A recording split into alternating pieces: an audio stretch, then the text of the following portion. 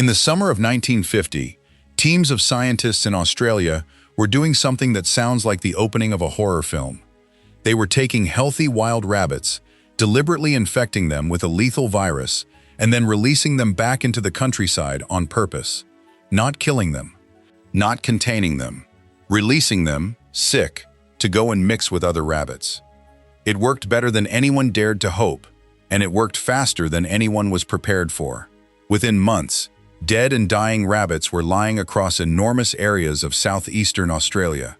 Farmers who had spent their entire working lives losing ground to rabbits walked out one morning and found their paddocks covered in bodies. Estimates suggest that in the space of about 2 years, the rabbit population of Australia fell from something in the region of 600 million animals to around 100 million. It remains one of the most effective acts of pest control ever carried out anywhere on the planet. And then the thing nobody had planned for started to happen. Not one thing, several. The virus itself began to change. The rabbits began to change. Predators that had been feeding on rabbits turned on something else entirely. And on the other side of the world, on a continent nobody in Australia was thinking about, that same virus would go on to push 2 of the rarest animals in Europe to the very edge of extinction. To understand why a country would ever do something this drastic, you have to understand what Australia was dealing with. And it started with a man who wanted somewhere nice to hunt. In 1859, a landowner in the state of Victoria had 24 European rabbits shipped out and released on his property, reportedly saying that a few rabbits could do little harm and might provide a touch of home and a spot of hunting. Rabbits had been brought to Australia before, but this release into open country with a mild climate took hold in a way the others had not. Australia turned out to be very close to a perfect world for a rabbit. The climate suited them. The soil was easy to dig. There were vast areas of open grassland, and critically, the predators that keep rabbits in check in Europe either did not exist there or were not adapted to hunting them efficiently. The native animals had no history with this species at all. So the rabbits did what rabbits do when nothing stops them. A single female can produce many litters in a year, and her offspring can breed within months. The population did not grow. It compounded. The spread that followed is still cited as the fastest expansion of any colonizing mammal ever recorded. Within a few decades, rabbits had covered a huge proportion of the Australian continent, spreading across thousands of kilometers. By the early 20th century, estimates of the rabbit population ran into the billions. And 1 billion rabbits is not a charming thing. It is a machine for removing vegetation. Rabbits graze right down to the base of plants, and they will dig up and eat roots when the surface is stripped. They do not just reduce grass cover, they prevent regeneration. Seedlings of native shrubs and trees were eaten the moment they appeared, which meant that across enormous areas, the next generation of native vegetation simply stopped arriving. Old trees stood and eventually died with nothing coming up beneath them. Once the plant cover went, the soil went too. Bare ground in a dry country blows away and washes away, and rabbit damage became a major driver of soil erosion across the continent. Native herbivores that ate the same plants were outcompeted, and several small native mammals were pushed toward extinction, some of them right over the edge. And there was a second, sneakier effect. Foxes and feral cats had also been introduced to Australia, and rabbits turned out to be an ideal food source for both. Abundant rabbits allowed fox and cat numbers to climb far higher than the native wildlife alone could have supported. Those inflated predator populations then also ate native animals, which had never faced anything like them. So the rabbits were not only eating the country, they were feeding the predators that were eating what remained of the native fauna. Australia tried everything. Shooting, trapping, poisoning, digging out warrens, ferreting. In Western Australia, they built one of the longest fences ever constructed, running for thousands of kilometers. An enormous rabbit-proof barrier intended to stop the invasion at the state boundary. It was a colossal undertaking, and it was effectively obsolete before it was finished, because rabbits had already crossed the line while it was being built. Nothing worked at the scale required. And that is how a country ends up seriously considering biological warfare against a mammal. The weapon was a virus called myxoma. In South America, myxoma virus lives in local rabbit species, where it causes a mild illness, a lump under the skin, and not much more. Host and virus have been together long enough to reach an arrangement. But when myxoma virus infects the European rabbit, the species that had been let loose in Australia, it is devastating. It causes swelling, lesions, blindness, and death, usually within a couple of weeks. Australian researchers had been examining this for years. Field trials in the 1930s and 40s were disappointing. They would release the virus into a rabbit population, and it would kill some animals locally and then fizzle out, failing to spread. Then, in 1950, trials in the Murray Valley finally caught, and the reason came down to something the earlier attempts had lacked: mosquitoes. Myxoma virus does not spread well by direct contact. It spreads on the mouthparts of biting insects, mostly mosquitoes and fleas, which pick up virus particles from an infected animal and carry them to the next one. The trials had been failing partly because conditions were too dry. That year, wet weather across the Murray Valley produced enormous numbers of mosquitoes, and the virus finally had the transport network it needed. What followed was extraordinary. The disease spread across the landscape at a speed nobody had predicted, carried by clouds of insects along waterways and out across the country. Kill rates in those first waves were staggering, in the region of 99% of infected animals. Rabbit populations did not decline, they vanished from entire districts. The benefits to Australia were immediate and enormous. Pasture recovered, wool and meat production climbed. The economic value of that first crash has been estimated in the billions, and ecologically, in many places, native vegetation began doing something it had not managed in living memory. It regenerated. Seedlings survived long enough to become plants. Ground cover returned. Soil stopped moving. It looked like a total, decisive victory. Which is exactly when biology started doing things nobody had accounted for. And if you want to know how a weapon this effective ended up blunting itself, take a moment to subscribe, because what happened next is one of the most important lessons in modern biology, and it played out in the open across an entire continent. Think about the situation from the point of view of the virus.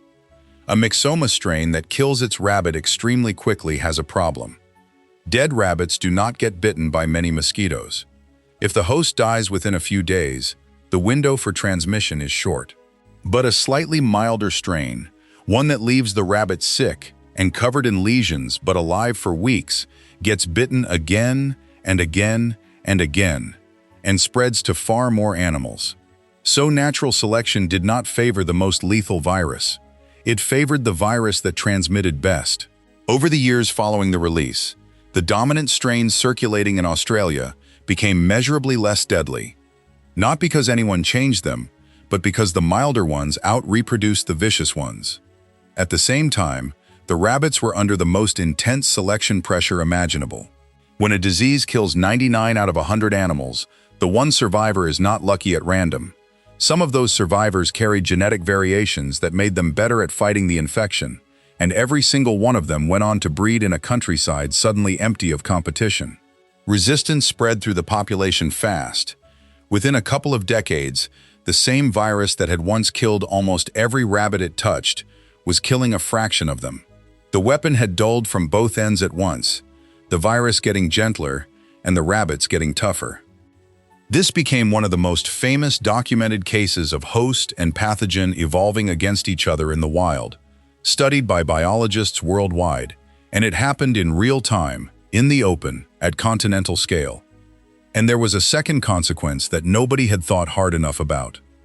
Remember that foxes and feral cats had been living in inflated numbers on all those rabbits. When the rabbits crashed, those predators did not politely starve. They switched to whatever else was available, and what was available was native wildlife. In some regions, small native mammals were hit harder after the rabbit crash than before it, because a large predator population suddenly turned its full attention onto them. Ecologists now understand this as a general trap.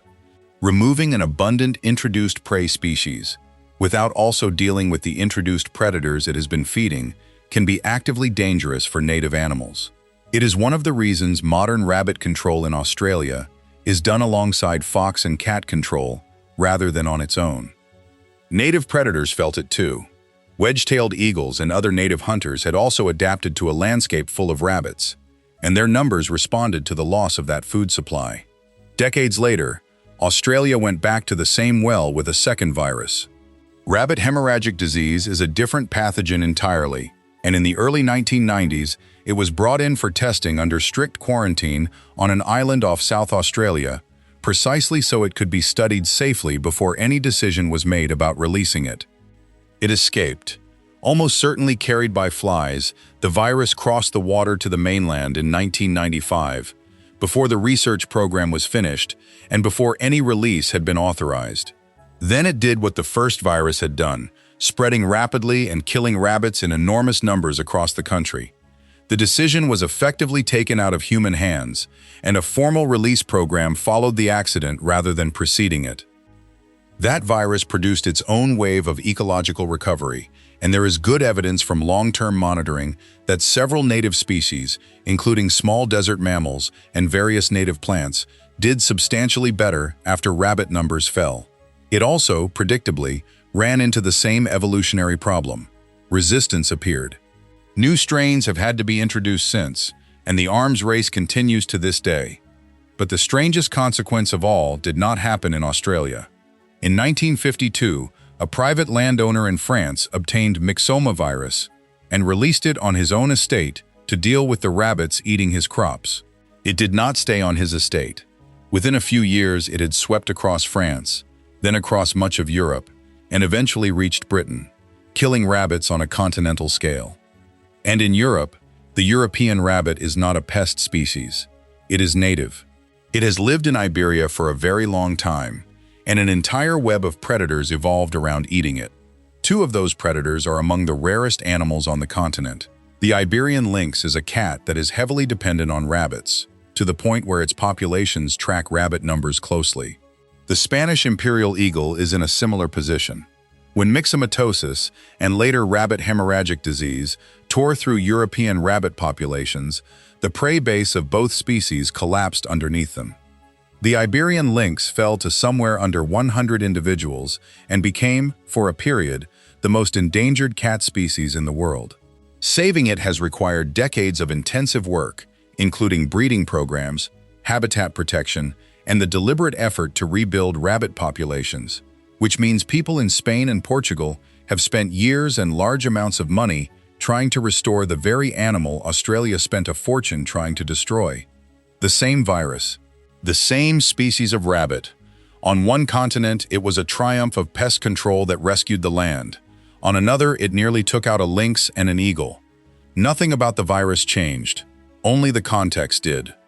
It is worth being clear about what all this does and does not mean, because it is easy to draw a lazy conclusion in either direction. The rabbit is still in Australia. Population estimates still run into the hundreds of millions, and rabbits remain one of the most damaging invasive species on the continent. The viruses did not solve the problem, they cut it down enormously and then lost much of their power as the arms race progressed. Control today is a permanent combined effort: warren destruction, poisoning, fencing, predator control, and new virus strains, because no single tool holds. Biological control also cannot be undone. Once a self-replicating organism is loose in an environment, there is no recall. The French release proved that a decision made by one person on one estate can rewrite the ecology of an entire continent, and the accidental escape in 1995 proved that even a careful, quarantined, scientifically run program can lose control of the timeline. And there is an uncomfortable reality that gets skipped in the triumphant version. Death by myxomatosis is slow and severe, and the deliberate infliction of it on hundreds of millions of animals is a serious ethical matter, whatever you conclude about the necessity of it. Modern control efforts pay far more attention to that question than the programs of the 1950s did. Still, what happened in Australia remains one of the largest and most closely observed ecological interventions ever attempted. Scientists set out to solve a problem with a virus, and they succeeded on a scale that changed the economy and the landscape of a country. And then they got to watch, over the following decades, as evolution quietly negotiated the terms back down, as predators redirected their appetite onto animals nobody meant to harm, and as the same weapon traveled around the world, and nearly finished off 2 species that had done nothing wrong except depend on rabbits. The rabbits arrived because someone thought a couple of dozen animals could not possibly matter. The virus went global because someone thought a release on one private estate would stay there. Both assumptions were reasonable at the time, and both were catastrophically wrong, in opposite directions, on different continents, using the same 2 organisms. If you enjoy true stories about the strange, unpredictable consequences of what we do to the natural world, stories most people never hear, then like this video and subscribe. In the next one, we will follow another place the world had already given up on. Take care of yourself and stay curious.